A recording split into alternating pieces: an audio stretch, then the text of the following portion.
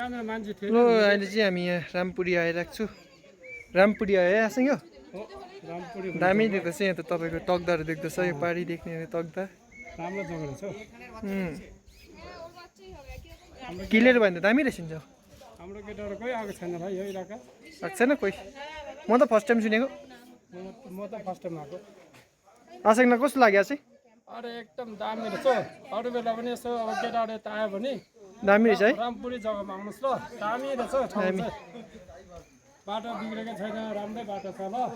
हो हाम्रो नुपु दादा यहाँ भोकले चाहिँ हतार गरेको रहेछ रामपुरी जग्गामा कस्तो रहेछ भने क्या बाटो पनि दामी छ हो भाखेर दिनु बस्नुहुन्छ तपाईँ के जान्छ गाडी यिनीहरूलाई भोलि फेरि याद राख्दिनु ल यो अर्को आउँछ अहिले तपाईँले कन्ट्याक्ट गरेर हाल्नु गाडी लाइन तिनवटा गाडी हो सिलगढी जाने पऱ्यो यहाँबाट कति ल्याउँछ हौ सिलगढीहरू यहाँबाट हजुर खोइ त्यो त याद भएन ड्राइभर होला थाहा यहाँबाट 4000 दिन्छ हाल्नु तिनवटा गाडी चाहिन्छ कि मलाई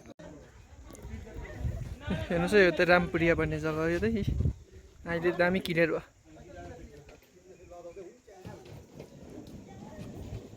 दामी रहेछ जग्गा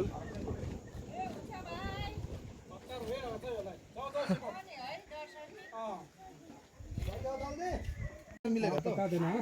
हमने बता रखा